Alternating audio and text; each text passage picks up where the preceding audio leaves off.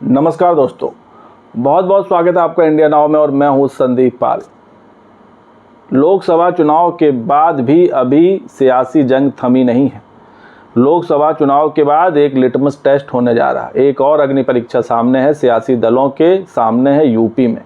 UP के अलावा अन्य राज्यों में भी हैं जहां जहां क्षेत्रीय पार्टियां और बीजेपी और कांग्रेस टक्कर में हैं। अगर बात यूपी की करें तो यूपी में 10 सीटों पर उपचुनाव होने वाला है। इसके बाद 2027 की लड़ाई है। तो इन सब के बीच आज़ाद समाज पार्टी के अध्यक्ष चंद्रशेखर ने एक बड़ा ऐलान कर दिया है और पार्टियों की नींद उड़ाने वाला माना जा रहा है, क्योंकि चंद्रशेखर ने ऐलान कर दिया है कि वो और उनकी पार्टी उपचुनाव तो लड़ेगी ही, साथ ही में यूपी विधानसभा की 403 सीटों पर भी चुनाव लड़ेगी। मतलब 2027 में सभी सीटों पर चंद्रशेखर की पार्टी आज़ाद समाज पार्टी चुनावी मैदान में होगी। और उनके चुनाव लड़ने से सबसे ज़्यादा खतरा किसको है, सबसे ज़्यादा टेंशन किसको होगी? बीएसपी को होगी। क्योंकि हालांकि अभी चुनाव दूर हैं, कई साल का वक्त है, लेकिन ये सियासत है, इसमें कब क्या हो जाए कोई नहीं जानता। क्योंकि ये सबको पता है कि 2027 तक कांग्रेस और सपा मिलकर ही चुनाव लड़ेगी, क्योंकि जिस तरह के नतीजे लोकसभा चुनाव में आए वो वाकई उनके लिए उत्साह बढ़ाने वाले हैं, मोटिवेट करने वाले हैं। इसलिए लगता नहीं कि ये गठबंधन 2027 से पहले इस गठबंधन में कुछ होने वाला है या टूट पड़ने वाली है। ये तो साथ मिलकर लड़ेंगे, उपचुनाव भी साथ मिलकर लड़ेंगे। और बीएसपी क्योंकि अभी तक कहती आई है कि वो अकेले चुनाव लड़ना है, उसको अकेले लड़ाई लड़ेगी, और अगर ऐसा करती है बीएसपी तो ये उसके लिए खतरे की घंटी हो सकती है। क्योंकि जिस तरह इस चुनाव में, लोकसभा चुनाव में बीएसपी का प्रदर्शन उम्मीदों से बहुत नीचे रहा, एक भी सीट नहीं आई, खाता नहीं खुल पाया। आज़ाद समाज पार्टी की बात करें तो चंद्रशेखर जिस सीट से लड़े वो सीट भी उन्होंने जीत ली और भारी अंतर से जीती और ज़ोरदार तरीके से जीती। इसके बाद उनके ही पार्टी का मनोबल भी हाई चल रहा है और चंद्रशेखर को कहीं ना कहीं लगने लगा है कि दलित वोट बैंक में या कहें बहुजनों में उनकी डिमांड बढ़ती जा रही है।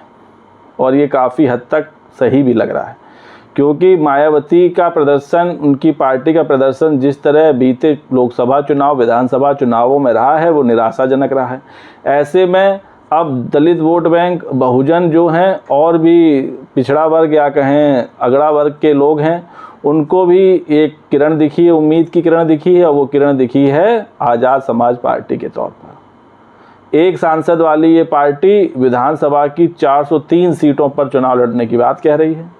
आखिर इतना कॉन्फिडेंस, इतना जोश कहाँ से आया? क्या एक जीत से चंद्रशेखर को लगने लगा कि उनकी पार्टी 2027 के चुनाव में बड़ा कमाल कर सकती है, अन्य पार्टियों को चौंका सकती है?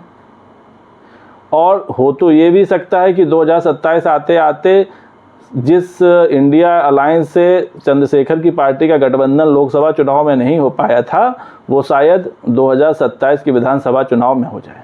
क्योंकि सपा और कांग्रेस भी जानती है कि अगर चंद्रशेखर अलग चुनाव लड़ेंगे, मायावती की पार्टी अलग चुनाव लड़ेगी, तो ये जो वोट बिखराव होगा इससे फ़ायदा कहीं ना कहीं बीजेपी उठा सकती है।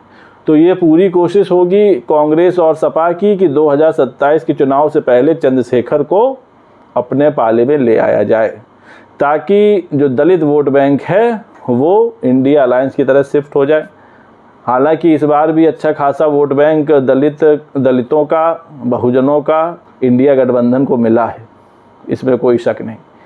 और जो थोड़ा बहुत वोट बैंक बीएसपी को मिला, उसी की वजह से यूपी की 16 सीटों पर इंडिया अलायंस को हार का सामना करना पड़ा। तो ये जो ऐलान किया है चंद्रशेखर ने अकेले 403 सीटों पर चुनाव लड़ने का, ये बीएसपी के लिए खतरे की घंटी है। भले ही बीएसपी नकारती आए, भले ही बीएसपी के नेता ये कहते आए कि चंद्रशेखर तो दलितों के नेता नहीं हैं, एक जीत से या एक सीट पर जीत से क्या असर पड़ेगा, लेकिन जिस तरह सियासत की ज़मीन पर चंद्रशेखर अपनी पार्टी और दलित वोट बैंक में सेंधमारी कर रहे हैं, वो चिंता का सबब ज़रूर है। तो 2027 में बहुत कुछ होने वाला है। बहुत गठबंधन, बहुत सी पार्टियां एकजुट होती दिखेंगी, टूटती दिखेंगी। संभावनाओं का राजनीति में हमेशा असर रहा है। संभावनाएं हमेशा जिंदा रही हैं, कब क्या हो जाए कोई नहीं जानता। तो होने को तो मायावती की पार्टी भी इंडिया अलायंस के साथ मिलकर चुनाव लड़ सकती है, क्योंकि उस वक्त के क्या हालात होंगे, क्या सियासी समीकरण होंगे, उसके मुताबिक पार्टी निर्णय लेगी। और उससे पहले 2027 के विधानसभा चुनाव से पहले उपचुनाव, हरियाणा चुनाव, महाराष्ट्र का चुनाव, इसके अलावा भी कई राज्यों में चुनाव हैं।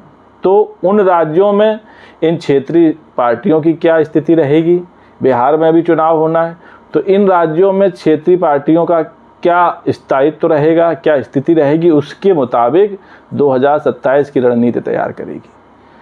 तो कहीं ना कहीं चंद्रशेखर की पार्टी ने अपना असर तो यूपी में दिखाया है, और महज भले ही एक सीट जीत कर चंद्रशेखर जिस तरह चर्चा में रहे, नगीना लोकसभा चुनाव की सीट इस पूरे चुनाव में हाई प्रोफाइल सीट रही। सबसे ज़्यादा चर्चा नगीना सीट की हुई, जितनी चर्चा अमेठी रायबरेली की सीट, मैनपुरी की सीट की हुई, उतनी ही चर्चा नगीना लोकसभा सीट की भी हुई। हालांकि इस सीट पर चुनाव पहले ही चरण में हो गया था, इसलिए पहले चरण के बाद चर्चा बंद हो गई, लेकिन नगीना सीट को हाई प्रोफाइल तो बना दिया चंद्रशेखर ने अपनी लड़ाई से। और उनके जो तेवर हैं और इसके बाद जो उनमें नई ऊर्जा भरी है, उसने भी पार्टी का मनोबल बढ़ाया है। तो कहीं ना कहीं और फिर चंद्रशेखर का ये ऐलान कि 403 सीट पर विधानसभा चुनाव लड़ेंगे, तो ये भी सियासी दलों के लिए कहीं ना कहीं टेंशन की बात है। तो उनके इस फैसले का, या कहें इस ऐलान का असर बीएसपी पे क्या पड़ेगा, और वाकई 2027 में अगर वो हर सीट पर चुनाव लड़े तो किस किस का वोट कटेगा, किस किस के लिए वो घातक साबित होंगे, ये देखने वाली बात होगी।